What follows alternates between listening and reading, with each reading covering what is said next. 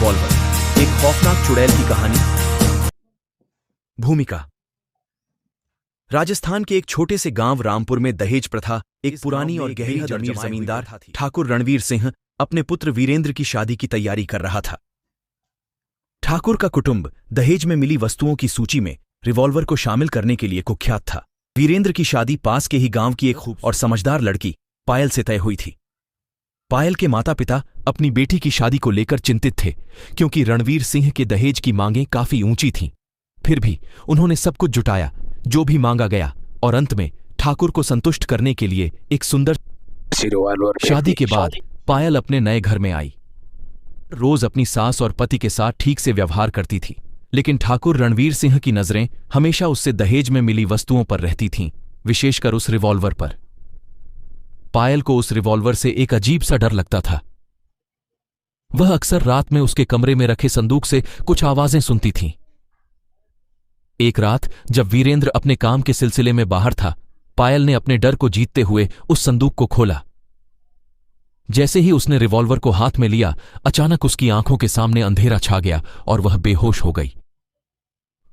चुड़ैल का प्रकट होना अगली सुबह पायल ने महसूस किया कि कुछ गलत था। उसका शरीर भारी महसूस हो रहा था और उसे ऐसा लग रहा था कि कोई उसकी आत्मा को नियंत्रित कर रहा है। गांव के बुजुर्ग बताते थे कि यह रिवॉल्वर दरअसल एक श्रापित वस्तु थी। इस रिवॉल्वर से जुड़ी हुई एक भयावह चुड़ैल की आत्मा थी, जो इसे छूने वाले को अपने वश में कर लेती थी। भयानक घटनाएं रिवॉल्वर के छूने के बाद से पायल के साथ अजीब घटनाएं होने लगीं। रात के समय उसकी आंखें लाल हो जाती और वह अजीब आवाजों में बोलने लगती। ठाकुर के परिवार में इस बात की चर्चा होने लगी कि पायल पर किसी बुरी आत्मा का साया है। एक रात पायल अचानक उठी और बिना कुछ बोले घर से बाहर निकल गई। उसकी चाल अजीब थी और आंखों में एक अजीब सी चमक थी। वीरेंद्र ने उसे रोकने की कोशिश की, लेकिन वह किसी अनजानी शक्ति के प्रभाव में थी। वीरेंद्र को अपने दोस्त अर्जुन, जो एक तांत्रिक था, से मदद मांगनी पड़ी। अर्जुन ने रिवॉल्वर की जांच की और बताया कि यह एक बेहद खतरनाक चुड़ैल की आत्मा से जुड़ा हुआ है, जो दहेज में इसे पाने वाले परिवार को श्रापित करती है। चुड़ैल का नाम था चंद्रकला।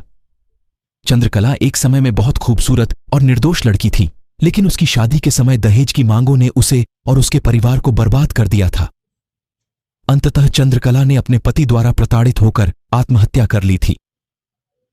उसकी आत्मा उस रिवॉल्वर में वास कर रही थी, जिसे उसने आत्महत्या के समय इस्तेमाल किया था। पंडित का आगमन और होम हवन। अर्जुन ने वीरेंद्र और पायल को सुझाव दिया कि एक पंडित को बुलाकर होम हवन किया जाए, ताकि चुड़ैल की आत्मा को शांत किया जा सके। गांव के सबसे प्रतिष्ठित पंडित सोमेश्वर जी को बुलाया गया। पंडित जी ने पूजा की तैयारी शुरू की और होम हवन के लिए सामग्री इकट्ठी की। पूजा की शुरुआत होते ही वातावरण में एक अजीब सी बेचैनी फैल गई। पंडित जी ने मंत्रोच्चारण करना शुरू किया और अग्नि को प्रज्वलित किया।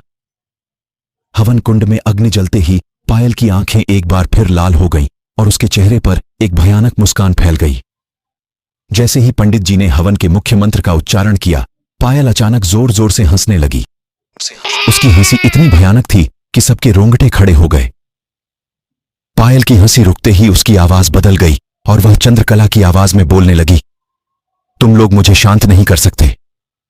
यह रिवॉल्वर मेरे साथ बंधी हुई है और जब तक इसे मुक्त नहीं किया जाएगा, मैं भी मुक्त नहीं होंगी। पंडित सोमेश्वर जी ने अपनी पूजा को और तीव्र किया। उन्होंने पवित्र जल छिड़कना शुरू किया और विशेष मंत्रों का जाप किया। चंद्रकला की आत्मा पायल के माध्यम से और भी शक्तिशाली हो गई और उसने पंडित जी पर हमला करने की कोशिश की। अंतिम संघर्ष। अर्जुन और वीरेंद्र ने पायल को काबू में करने की कोशिश की, लेकिन चंद्रकला की आत्मा बहुत प्रबल थी।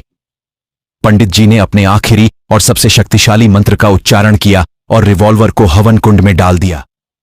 जैसे ही रिवॉल्वर आग में पड़ी, चंद्रकला की आत्मा ने एक जोरदार चीख मारी और पायल जमीन पर गिर गई। रिवॉल्वर के जलते ही चंद्रकला की आत्मा मुक्त हो गई और उसने सभी को छोड़ दिया।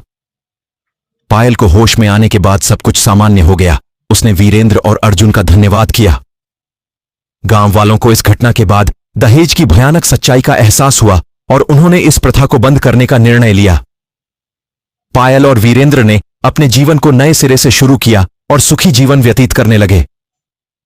इस घटना ने रामपुर गांव को एक महत्वपूर्ण सीख दी और दहेज प्रथा के खिलाफ एक मजबूत संदेश दिया। चित्रकला की आत्मा को शांति मिली और वह गांव वालों के लिए एक चेतावनी बनकर रह गई कि दहेज की लालच कभी भी किसी का भला नहीं करती।